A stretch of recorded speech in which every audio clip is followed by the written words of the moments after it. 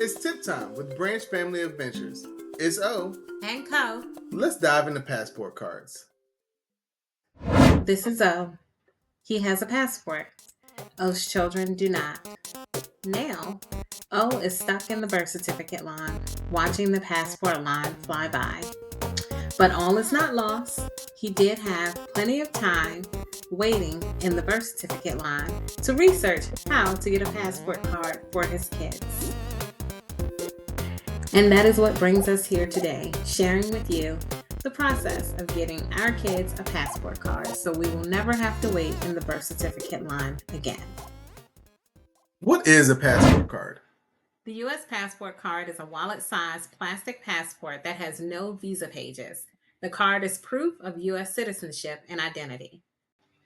This is for U.S. citizens who travel by land and sea to Canada, Mexico, Bermuda, and the Caribbean countries, which is some of the most popular cruise destinations. It is not a silver bullet document like a passport book, but it does allow for easier travel back over land or sea.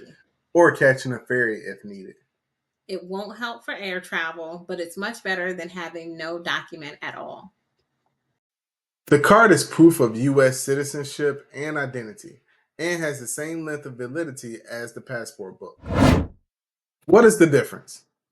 Let's do a side by side comparison of the two. Up first, the cost. A passport card is only $65 for adults and $50 for kids under 16. Compare this to $165 and $135 respectively. How they are used to travel. The U.S. passport book is used for international travel by air, sea, or land. The U.S. passport card, though, is only valid for land and sea travel from Canada, Mexico, Caribbean, and Bermuda, not valid for any international air travel.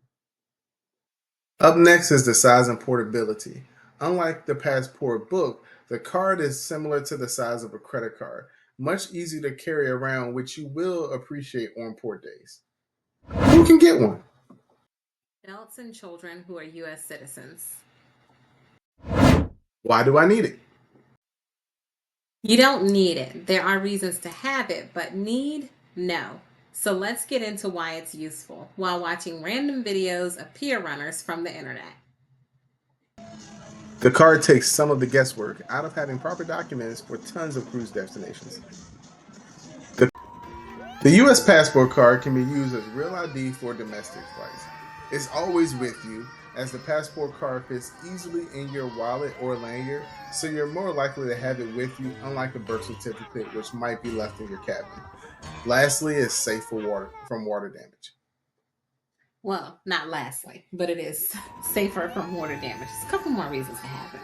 If you're stranded, the passport card immediately proves U.S. citizenship at the port or with authorities, allowing for smoother communication with U.S. officials. If you are bold enough to do a private excursion that is not sanctioned by the ship, you better not get off that ship without a passport. People get left behind all the time because they took a private excursion that is not reliable. You are going to a country that you may not be familiar with, and you will not necessarily know who is reliable and who is not. Being at the port is not credibility. If someone takes you to a sketchy part of town and then breaks down, you are responsible for getting back to the ship before the ship leaves. If you don't make it back in time, you are stuck. So, if you are doing a private excursion, don't do it without a passport or at minimal a passport card. As you can see here through all of these fun videos that we've been playing, it is pretty common for people to miss their ship and get stuck or stranded in a country that is not the US.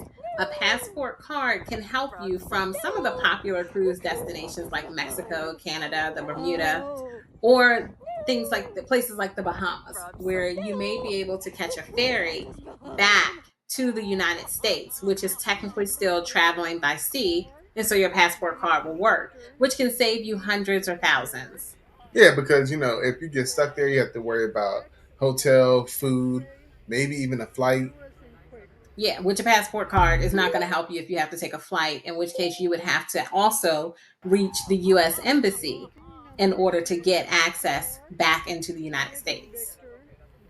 I don't know if access is the right word, I mean, but passage. I don't know. Either way, a passport card from these countries will help you if you're traveling by something like a ferry, or like you may be in Cozumel and you take a ferry to the mainland in Mexico, and then you go via land from Mexico to cross back into the United States via what, Texas? Texas or Yeah, any or California, any any of that border bordering state. country. Yeah, or bordering state. I'm sorry, not country.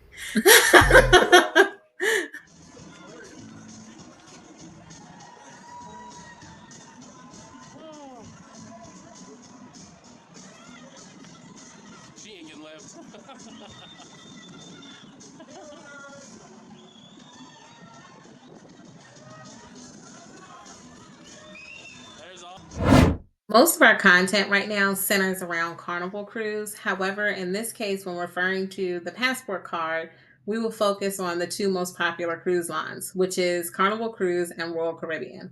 We focus on information pulled directly from the State Department where you will apply to get your passport card. All sources we used here will be linked in the description, making it easy for you to locate the information and view it all firsthand.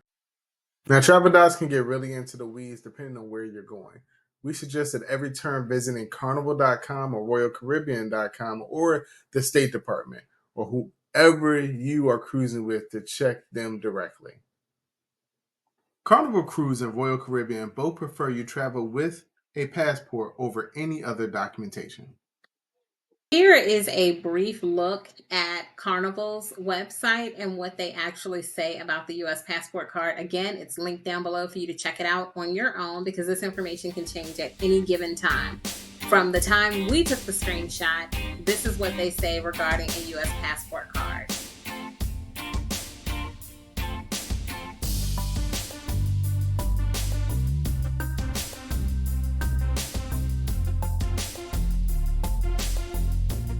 Here is what Royal Caribbean says on their website regarding the passport card.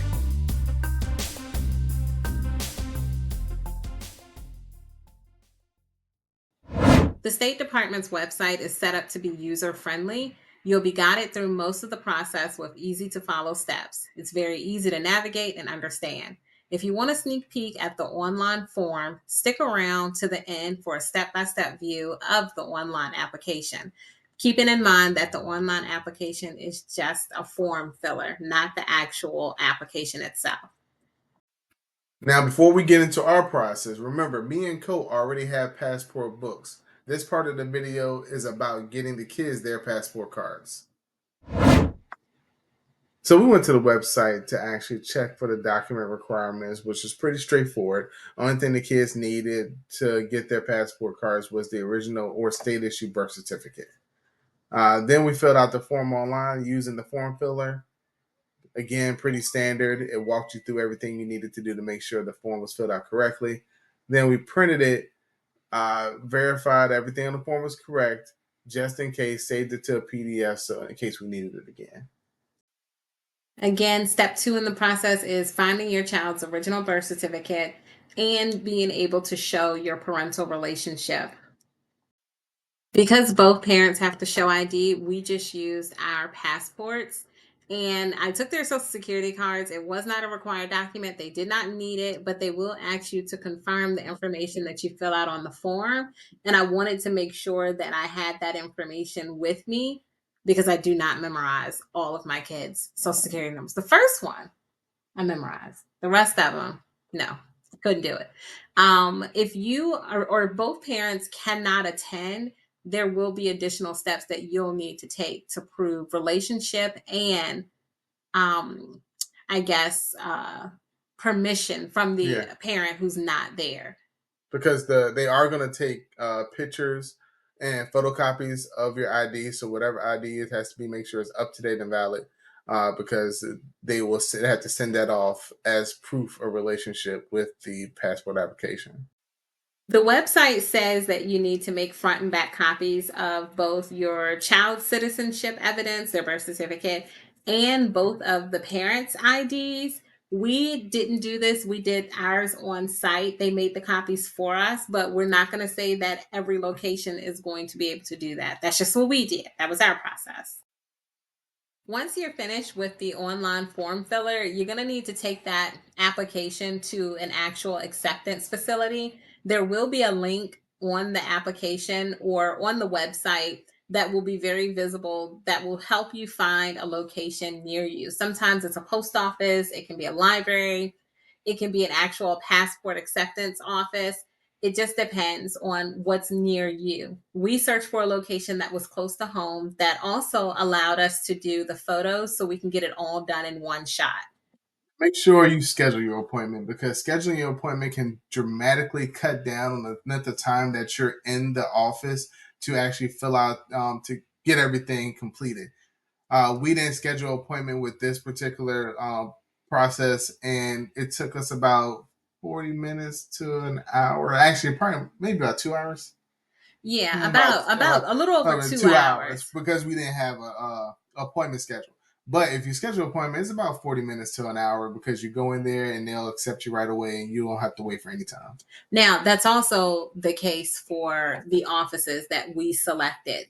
We can choose an appointment time, but because we waited to the last minute to make this decision, we just ran in when we were Sounds like able you're to blaming go. me for that. I'm not blaming you. I'm just saying I'm blaming you. Once inside the post office, the process is even more straightforward. This was our experience in the post office.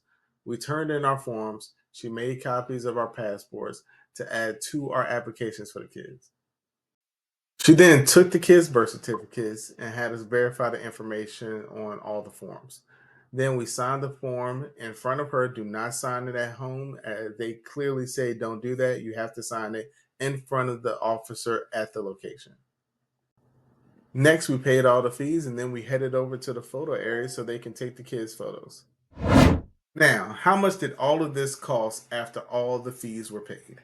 This is a breakdown of the fees that we paid per child. We paid $35 to the U.S. State Department for the passport fee, $15 for the passport photo, another $15 for a processing fee to the United States Postal Service, and then $2.35 for a money order. And the only reason we had to pay for a money order is because we don't have checks in our possession anymore, as we know it's 2024, and I haven't seen my checkbook in a decade. But you have to attach a check or a money order to the application that's sent to the State Department. Yes. So a grand total of $67.35 per child is what we paid to get them their passport cards. And that's in comparison to the almost $200 each that we paid for our passport books years ago. Um, the renewal price is even cheaper Yeah, when you go to renew this. I think it's 30, 40. Yeah, whatever it is, it's cheaper. And we still paid close to 200 when we renewed our passport Oh, books. Yeah. yeah, like 130 per person. So this is a great and affordable option to get into the passport door without going all the way. Let me make sure that this warning is loud and clear. Check the processing time before you apply. This is important because they will keep the birth certificates during the application process and then mail it back to you. So if you know that you have a sailing coming up in 4 weeks, it's too late unless you do one of the expedited services, which is a little bit more costly, or you can go to an actual passport facility, and I think they have those kind of scattered about everywhere. I think the closest one to us for same day service is maybe like an hour or two away.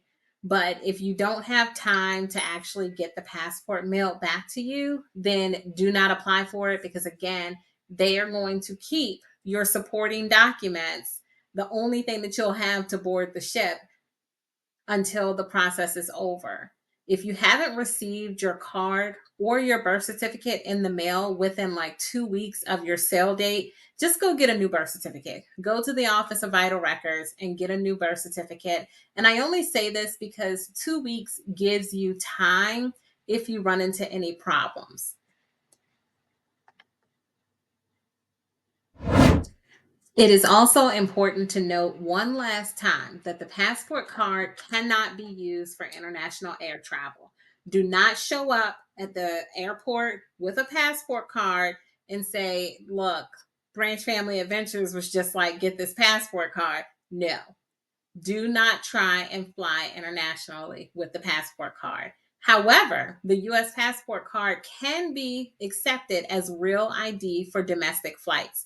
So it will double as a real ID for flights at home In the United States. in the United States. Thank you for that clarification. I just want to be clear, y'all. You cannot fly with this internationally. If you want a preview of what the online form looks like, stick around to the end. We're going to play screenshots of our process. Just remember that this is the process for a child passport card. As always, if you found this video helpful, don't forget to like and subscribe so you don't miss out on our upcoming videos. See you soon. Bye.